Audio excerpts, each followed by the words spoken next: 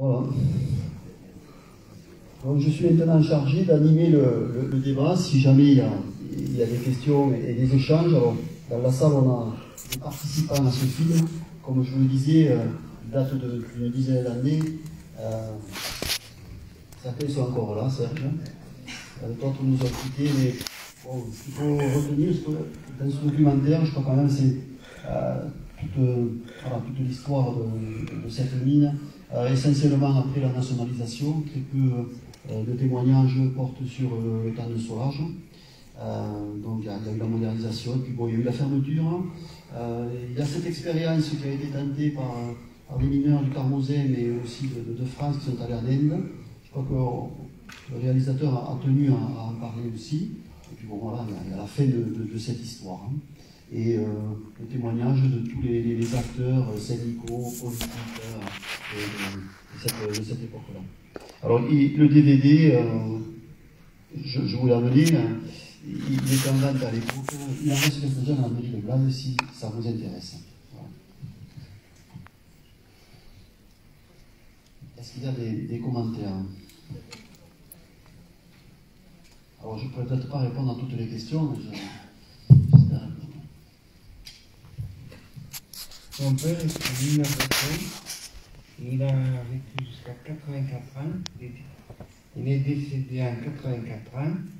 Après, il a été muté au service des eaux de la Roucarier. Mais sinon, il a toujours travaillé au fond. On était 3 enfants. J'ai 2 sœurs, plus âgées que moi.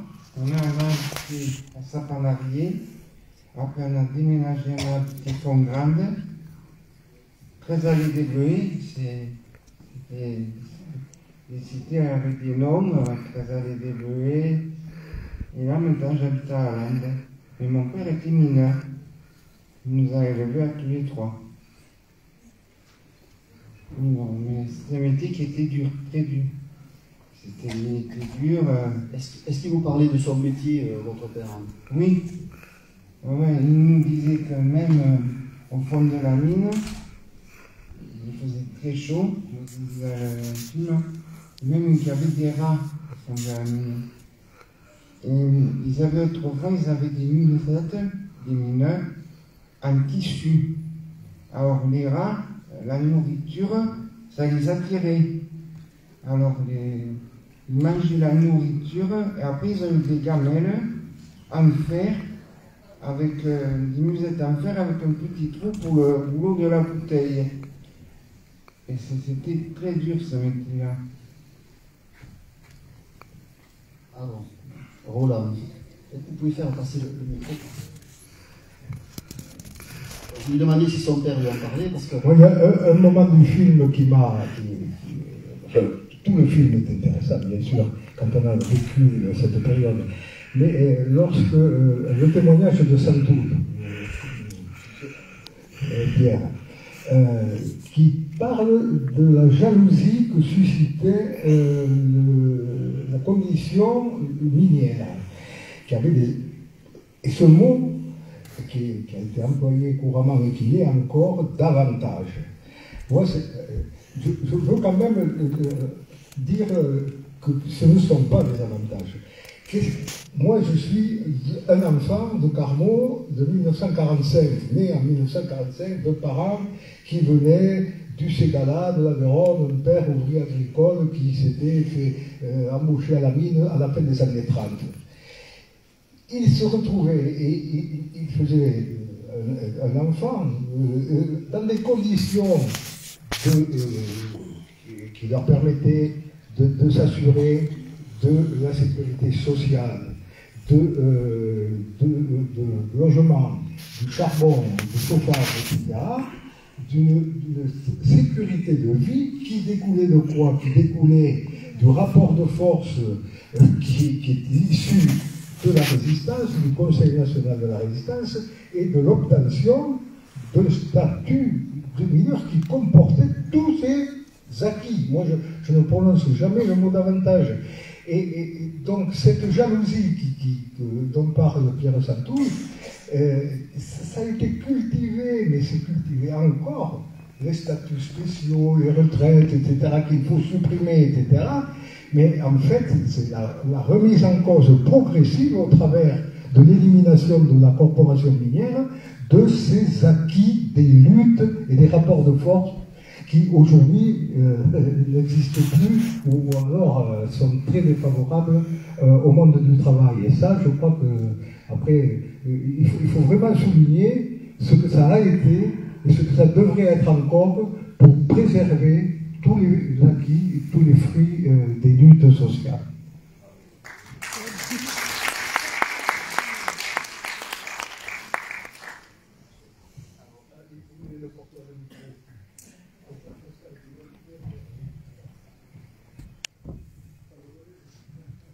Merci. En fait, pour moi, ça vient de me faire réagir là. En fait, pour casser une population, pour détruire quelque chose, il n'y a pas besoin de prendre des centaines de quarts de CRS. Il suffit juste de s'attaquer à la langue. Par exemple, là, on dit des acquis, mais en fait, c'est des conquis. Et il faudrait pas le. Et il y a plein d'autres choses comme ça. Et en fait, par la langue, en cassant les mots, on détruit tout. Je voulais parler de la langue de bois. Voilà. J'allais te poser la question. De quelle langue tu parles? Je l'ai vu. J'ai peur que tu dises que c'est la langue occitane, ça. Non, mais je l'avais vu dans les yeux. Ok.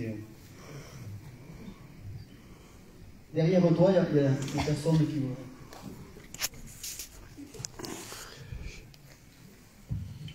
Bonjour, moi je voudrais dire que j'ai été très touchée de voir ce documentaire. Je suis venue dans la région pour travailler à la pharmacie de la mine, d'abord à la pharmacie de la polyclinique en 2006, et je suis restée dans la région parce que j'ai été très très touchée par les valeurs que j'ai découvertes. J'étais pas du tout de milieu ouvrier et j'ai pu entendre au comptoir tous les témoignages des mineurs qui venaient chercher leurs médicaments, qui témoignaient. Et c'est vraiment ce qui est ressorti pour moi, c'était ces valeurs de solidarité, de fraternité. J'ai retrouvé dans les gros plans et les émotions qui étaient lisibles sur les visages, ce que les patients pouvaient nous exprimer au comptoir. Voilà. Et moi, je suis très heureuse d'avoir découvert ça ici et d'être restée. Oui, on voit bien, il y a des mots forts chez les mineurs. La solidarité, ça reprend ce que vous dites un petit peu. Moi, quand j'ai fait mes recherches, je ne suis pas mineur, mais bon, mon grand-père et mon père étaient mineurs de fond. Et quand je vous posais la question, mon père ne me parlait jamais de ce métier. Peut-être peur que ça me donne envie d'y aller, mais bon, ce n'était pas tout à fait le cas. Ils en parlaient très très peu. Mon père, il témoigne dans ce film-là, et j'ai assisté aux interviews, et j'ai vraiment appris sa vie de mineur à ce moment-là. Donc c'était très difficile, mais la nouvelle génération en parle beaucoup plus facilement. Et le dernier témoignage est très poignant, quelqu'un qui dit, mais moi je suis prêt à repartir, quoi. C'est un métier qu'ils avaient au corps, et il y a beaucoup d'émotions quand ils en parlent. Ça m'avait marqué quand j'étais étudiant, à 20 ans, d'années, quand on fait ces études-là, on ne connaît pas trop le métier. Je crois que quelqu'un le dit aussi, à la maison on n'en parlait pas, et à l'école on n'en parlait pas non plus, sauf quand il y avait des événements marquants. Et voilà, on découvrira. Mais c'est un métier qu'ils adorent, quoi. Ils sont très attachants tous, parce qu'ils témoignent moi. Quand j'ai assisté à quelques interviews, là, c'était très poignant. Mais voilà, ils avaient c'était une corporation, et c'est un métier que je considère comme non, effectivement. Il faut y aller quand même, au fond. Quoi. Je sais pas, il y a quelques anciens. Ah, Robert a participé aussi avec moi à ce film, et donc je peux compléter parce qu'il l'a vécu également en direct. Je l'ai vécu, oui, en plus j'ai travaillé à la mine, au fond, à Tronquier. Ma première pensée, ça m'a appris encore au plus. tout ce qui est raconté, c'est de base ce qu'on ressent, mais c'est les camarades que je vois là, et qui sont tous de ce monde, et ça me touche énormément. Parce que on a créé des histoires, et on laisse une histoire, et heureusement, Jean-François, qu'on était quelques-uns à se battre pour que ce film existe. Et quand on a créé la dynamique, la participation de tous, ça fait que ce film, je pense qu'il faudrait le faire même connaître auprès des élèves, parce que ce métier de mineur, à Carmont, il a existé, et il y a des racines qu'il ne faut pas oublier. Après ce qui a été dit, ce métier, je l'ai aimé. Ce qui se dit en conclusion, je l'avais dit aussi, si on n'avait pas fait les mines, j'y serais encore, enfin j'y serais plus, parce qu'à l'âge que j'ai, je serais quand même dans la retraite, mais j'aurais été jusqu'au bout. Parce que, la mine, le fond, c'est encore vivant. On arrêtait notre journée, le lendemain, quand on venait, c'était plus le même chantier. Et chaque fois, il fallait faire travailler notre cerveau, nos sens, par rapport à la sécurité, etc. etc. Donc, c'est quelque chose à laquelle on voulait participer. Et qui on de bien notre vie, c'est vrai. Et voilà, une histoire s'est fermée, il y a beaucoup de regrets. Il y a eu des leurres, on nous a fait des leurres pour fermer encore plus vite. Et je pensais, je disais, imaginons qu'encore il y aurait ces mines, cette coquerie, cette centrale aujourd'hui qu'on a besoin. Imaginons la vie de ce Carmonais, les problèmes qu'on a d'emploi, les problèmes qu'on a d'énergie, les problèmes que le cinéma aujourd'hui vit, et tu es confronté à ça puisque tu as la culture, dans le fonctionnement de ce cinéma aujourd'hui, le public qu'il y aurait, tout ça c'est très important, il faudrait le faire. Moi je l'imagine. Et je dis c'est dommage. C'est dommage qu'on a vraiment coupé court. Ça crée les conditions de reconversion, ça a été dit, de créer des espaces d'emploi. Qu'est-ce qui nous reste? Le centre d'appel, voilà. Et puis les collectivités autour. Mais voilà. Donc il y a beaucoup de regrets, mais en même temps, j'ai aimé ces métiers. Et je suis content que ce film existe et qu'on puisse partager ce soir ensemble. Oui. Merci Romain. Quand tu dis que c'était pas gagné d'aller chercher du financement pour ce film, et tous les deux, on a pris notre bâton de pèlerin, on est allé voir les élus, au conseil départemental, etc. Et on a réussi quand même à convaincre toutes ces personnes. Et aujourd'hui, on se rend compte que, sans se faire d'autres, terminer cette carrière-là, il est sûr que ça faisait l'objet de débats. Mon collègue est aussi maire de Saint-Denis-Carmont, je pense qu'il devait être là, mais peut-être il est reparti, Thierry Saint-Andrés, avec ses collégiens le projette. Voilà, il y a effectivement des enseignants d'histoire géo qui continuent. Quand un enfant se pose des questions, qu'est-ce que c'est que la mine, on projette quelques séquences et ils peuvent bien le comprendre aussi. Allez, je crois. Oui, bonsoir à toutes et bonsoir à tous.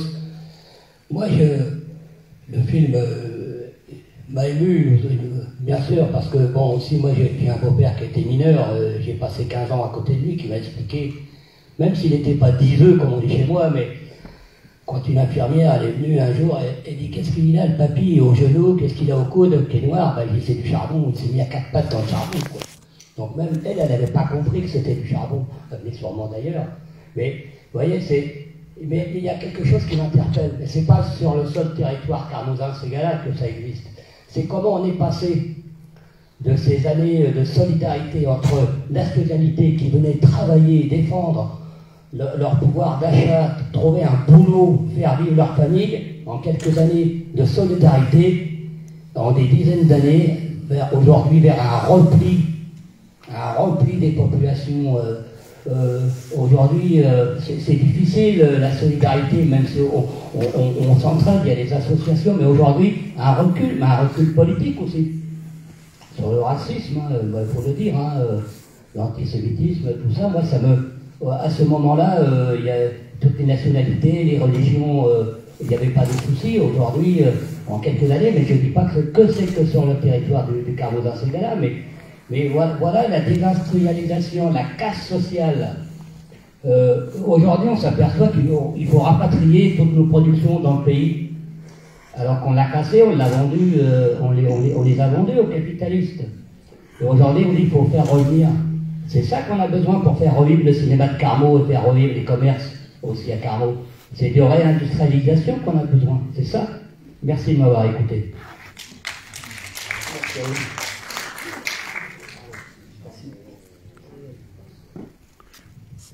Bon, alors moi, j'ai pas travaillé au fond de la mine, mais non, mais je rigole.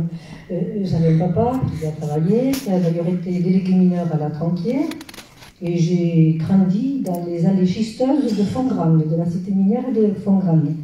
Avec l'état d'esprit dont quelqu'un a parlé, je ne sais plus si c'était dans le film ou dans la salle, mais cette coexistence entre les nationalités. Dans notre rue, aller déjeuner, nous étions 3 familles françaises, tout le reste c'était des Italiens, des Espagnols, des Polonais, des Russes, voilà. Bon.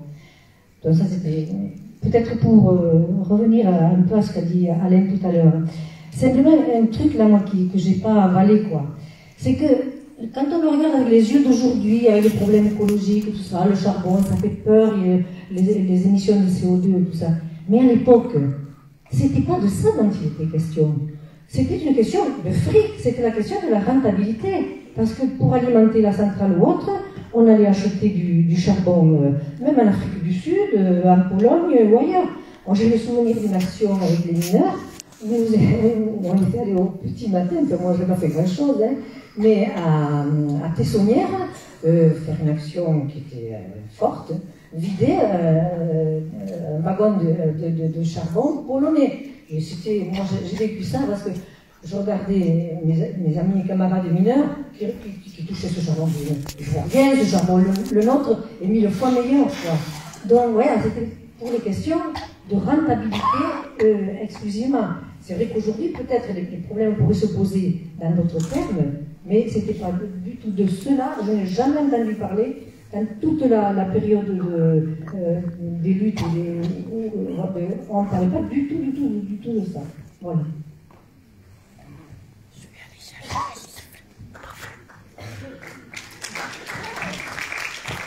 Alors moi, je ne suis pas non plus de la... Je ne suis même pas d'ici, parce que je suis portugaise, mais bon, je suis arrivée ici à Blaye les Mines à la Poste, et j'ai une petite anecdote par rapport à la mine, justement. J'étais donc responsable du bureau de poste de Blaye, à côté de la mairie, et il y avait un morceau de charbon sur mon bureau, et à chaque fois que une femme de mineur ou un mineur venait, il fallait qu'il le touche avec les yeux très mouillés. Voilà. Il touchait ce morceau de charbon et ça m'avait bouleversé, ça.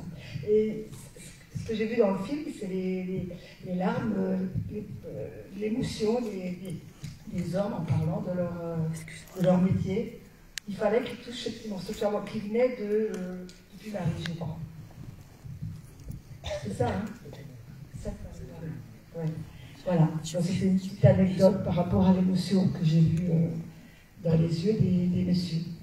Voilà.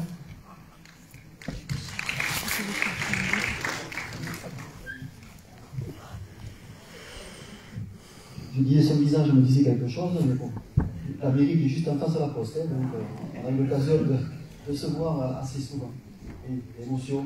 Après, bon, Alain, on est dans le débat du charbon, mais ça revient d'ailleurs aujourd'hui avec cette histoire de pollution, c'est les nouvelles énergies. Patrick, est-ce que le micro est redescendu?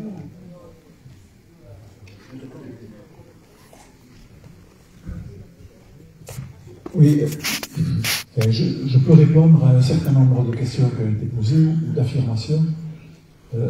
La première, c'est que on parle de nostalgie parce qu'il y a une mono-industrie qui s'en va, mais malheureusement, enfin, vous le savez, dans toutes les régions où il y a une mono-industrie qui ferme brutalement, les phénomènes sont toujours les mêmes. La difficulté pour Carmaux, c'était l'éloignement des centres de décision et des centres vitaux comme Toulouse ou Marseille ou Paris. Donc Carmaux est très isolé, comme tous les bassins miniers finalement du Massif central, et ça n'a pas joué pour la réindustrialisation. Je ne pense pas que ce soit qu'un fait politique. Il y a des régions minières qui ont mieux réussi que d'autres parce qu'elles étaient mieux placées géographiquement. Ensuite, deuxièmement, dans le film, comme d'habitude, on parle de conditions, par exemple, le témoignage de Saint-Toul qui dit que les mineurs avaient des voitures de luxe. Alors, évidemment, il faut toujours... On voit celui qui gagnait le plus. Vous parlez des ingénieurs. Voilà, on sait de qui il parle. Il parlait d'une catégorie de mineurs qui sont au piquage. C'est-à-dire c'est ceux qui produisent le charbon. Et c'est ceux qui sont le mieux payés parce que c'est là où il y a le plus de travail et la pénibilité la plus grande et le danger le plus grand. Et c'est vrai que leur prime, attention, leur prime était très forte parce que le salaire de base était pas fort, leur prime était très forte. Quand ils parlent de voitures de luxe, il faut savoir que les mineurs ont eu leur voiture après 1965. Les premiers mineurs qui achètent des DS, peut-être en 58-59, on peut les compter sur le doigt d'une main. De là à généraliser que les mineurs étaient riches et qu'ils avaient des salaires de nantis, là aussi, il faut... Voilà, ton père n'en avait pas. Il faut replacer dans l'époque, et surtout, il faut se considérer que le salaire d'un mineur, il a subi deux gros changements. Jusqu'en 1968, le salaire était très faible. Personne ne voulait travailler à la mine à cause de la pénibilité, du danger et du faible salaire. Ça aussi, il faut se rendre compte. Alors attention, on parle de métiers avec des pénibilités équivalentes. Un ouvrier chez Renault gagnait plus qu'un mineur de fond. D'accord? Donc il faut toujours se méfier quand on parle des salaires et quand on compare. Si on compare à un manœuvre, une petite entreprise de Carmaux, c'est sûr qu'il gagnait moins qu'un mineur ou un piqueur qui travaillait au fond. Maintenant, peut-être qu'il n'avait pas la même espérance de vie, peut-être qu'il n'avait pas les mêmes conditions de travail.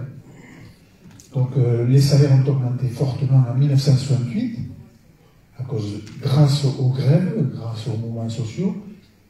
Ils se sont défendus parce que c'est un corps social très uni, les mineurs. Et ils obtiennent peut-être des avantages sociaux parce qu'ils savent se battre et ils savent aussi faire des grèves longues que beaucoup de professions ne peuvent pas faire parce qu'économiquement, ils sont trop faibles. Donc, il faut toujours se méfier quand on parle de mineurs riches, de quoi on parle. Peut-être que les derniers, certains mineurs, à la fin, avant la fermeture, avaient des salaires confortables, mais si on les compare à des entreprises, à des industries équivalentes, les salaires étaient à peu près équivalents. D'accord? Après, on va parler du charbon. Non, mais il y a des poissons volants, mais c'est pas la... Non, mais... C'est votre père, hein? Ah, voilà. On se posait la question. Non mais Madame Moret parle de son père qui avait 2 emplois. Je dis bien, moi je... Non mais, d'accord. Si on fait la statistique des mineurs qui travaillaient à Carmaux, des mineurs qui avaient 2 emplois, c'était 0,03%. D'accord? Donc, moi je sais pas, moi je parle de ceux de ma famille, ceux qui travaillaient au fond, ils rentraient du boulot, ils allaient directement faire la sieste. Ils étaient tellement fatigués que c'était même pas question de faire un double emploi. Donc il ne faut pas prendre ça pour une généralité. Je peux te dire que ma mère travaillait. Non mais... Donc, pour parler du charbon. Donc on dit on pourrait réexploiter le charbon. Il se passe un phénomène en 2022, c'est une opposition de la jeunesse à toutes les formes de minéraux, enfin d'énergie fossile. Toute la jeunesse est hostile à l'énergie fossile.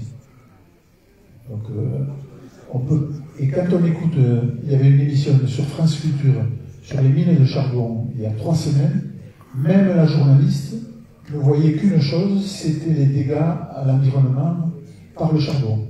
Et pourtant, les Allemands ont des mines de charbon et des mines de charbon souterraines, encore en 2022. Les Polonais ont des mines de charbon. Un des plus grands producteurs de mines de charbon en Europe, c'est l'Ukraine, sans compter la Russie. Et le plus grand producteur de charbon au monde, c'est la Chine, qui produit chaque année 4 milliards de tonnes de charbon. 4 milliards de tonnes de charbon, alors que nous, on en achète 4 millions de tonnes pour faire tourner une seule centrale. Et ça excite les écologistes pour 4 millions de tonnes, alors que le monde en consomme pratiquement 6 milliards. Donc le charbon en France, c'est pas possible. À cause des oppositions et à cause des impacts sur le climat. Alors que le charbon est encore la première source d'énergie pour produire de l'électricité.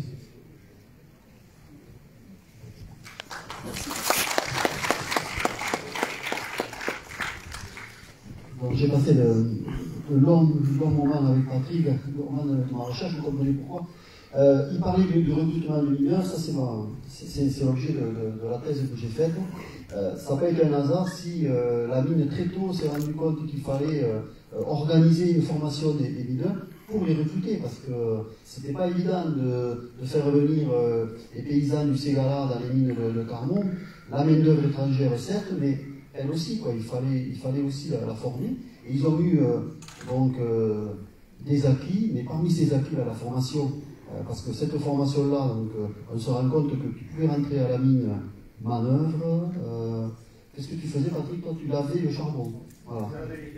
Il avait les pièces de charbon, et puis il a fini au grade quasi ingénieur ou maître mineur, c'est ça. Il y avait des formations extraordinaires. Et puis la mécanisation, encore plus, il fallait les former sur les nouvelles machines. Le Carnoset a même mis en place leur propre machine, qui ont ensuite été exportées. Alors la formation était aussi très, très importante. Et parce qu'il fallait recruter, il fallait aller au fond aussi. Alors, le deuxième micro, je sais, Alain, c'est toi qui le... Oui, bonjour à tous, bonsoir. Donc moi-même, je suis un ancien mineur, mais de 3e génération dans le Carnoset, avec une maman qui était bretonne. Donc quand on parle des étrangers, l'Aveyronais était déjà le premier étranger. D'accord? Alors je ne vous dis pas qu'à la maman bretonne était aussi à épouser mon papa méridional. Non. Tout ça pour dire qu'on est loin de nos racines. Et aujourd'hui, quand on parle justement ces racines, on les a complètement oubliées. Ne serait-ce que par l'école où la morale, on ne retrouve pas la morale. Le respect, et au travers de tout ça, moi, au travers du film, je retrouve tout ce passé-là, au travers de mon grand-père. Quand vous parlez de la formation, je rigole parce que déjà, mon grand-père, il était né en 1900. Et en 54, quand moi je suis né, lui, il a pris la retraite. Et la veille de sa retraite, son ingénieur est venu le voir, il lui a dit, écoute, il faut que tu fasses marcher ce treuil électrique là. Et donc on l'a appris, comme ancien mineur, à faire marcher cette machine alors qu'il partait à la retraite. Donc c'est des paradoxes de notre société, quoi. Et je trouve que il y aurait beaucoup de choses à dire, mais ça se perpétue. Et aujourd'hui, malheureusement, tout ce qui est sur la base du savoir, de la transmission de ce savoir, on a été en Inde, effectivement, la technologie des camions qu'on a utilisés, il faut savoir que dans les années 75, on s'est intéressé à la télécommande. Donc le mineur, effectivement, il jouait à la télécommande au fond de la mine. Vous comprenez bien que ce n'était pas un jeu, mais on a su exporter tout ça. Et aujourd'hui, je dis merci à ce témoignage qu'est le film. Voilà.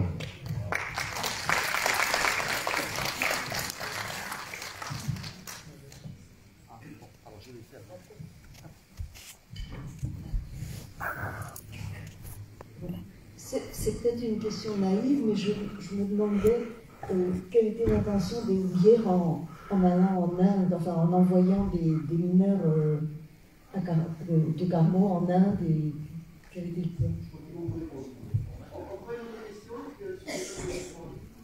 Non, moi, ce que je veux dire peut sembler assez futile par rapport à ce qui a été évoqué sur le plan humain, sur le plan politique. Mais bon, moi je viens d'arriver à Carmaux, je ne connais pas cette ville, je sors très peu. Et je connais par contre les villes minières du Nord, du Pas-de-Calais, bien que je ne sois pas originaire de cette région-là. Mais je suis étonnée parce que à Carmaux, moi je n'ai pas l'impression d'être dans une ville minière. Je ne vois pas de terri, je ne vois pas je ne vois pas où étaient les mines, je ne vois pas d'habitat typique comme les corons. Et je sais pas, c'est un petit peu singulier d'habiter dans une ville minière. Alors sans doute que je ne connais pas les quartiers où il faut aller, peut-être que vous allez me dire un petit peu. Et voilà, c'est une remarque bien futile par rapport à ce qui a été évoqué, mais je voulais la faire, c'est une impression personnelle.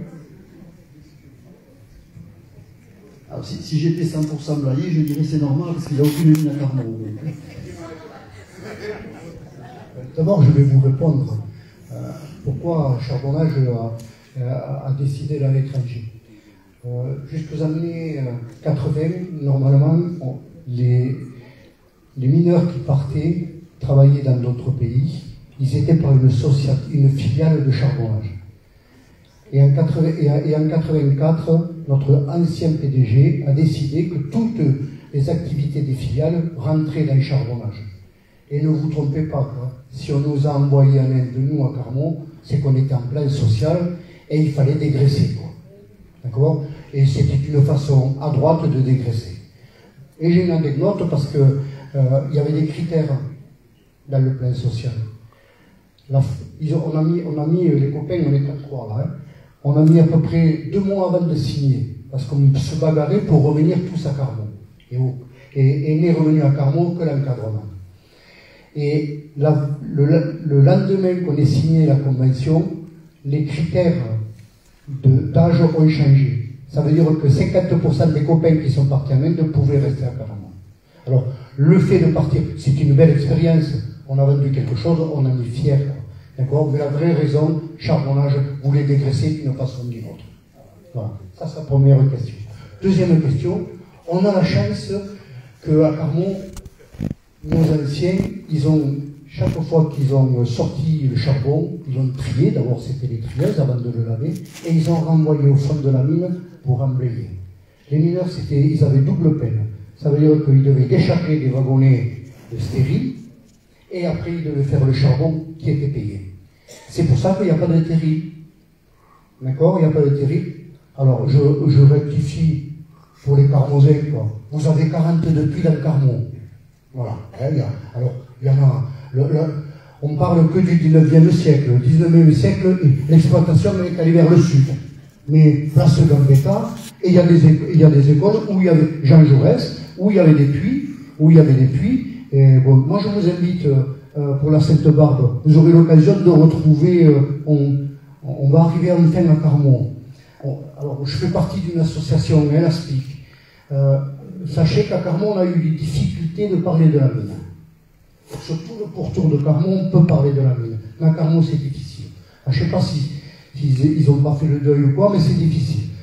Par contre, ma génération à moi, je voulais faire par rapport au film, deux différences. Nous, on a choisi d'être mineurs. Nos parents et nos grands frères et nos grands-parents, ils ont subi la mine. C'était l'évidence d'aller à la mine. Tandis que nous, c'était un échec pour nos parents qu'on aille à la mine. Bon, on a fini notre carrière correctement, mais malheureusement, il y a des copains qui y sont restés. C'est resté toujours un métier douloureux pour tout le monde. Moi, je ne suis pas dans la nostalgie. Mon métier, je l'ai aimé. Comme dit Jean-Paul qui est là, on repartirait, on referait, mais bon, ouais, on est plus près de 70 ans que de 40 ans. Alors, vous comprenez, même qu'on fasse des couillons en train de remonter des galeries en bois, mais le métier était dur. Par contre, ce que je voudrais, parce que là, on reste sur une situation sans avenir, quoi. Rien que dans la nostalgie. J'espère que le Carmausin, avec le terreau que nos anciens ont creusé, et toute cette solidarité, eh bien, elle va rester encore. Ah, on nous a dénigré pour pouvoir fermer, il fallait dénigrer le mineur. Alors on l'a dénigré, ça fait 30 ans, voire 40 ans qu'on y est. Maintenant, on va parler des vraies valeurs. Et je pense que les jeunes, quand ils seront sortis de leur téléphone, ils reprendront conscience que d'être ensemble, c'est plus fort que d'être individuel devant son téléphone. Voilà, je vous laisse. Excusez-moi d'avoir trop long.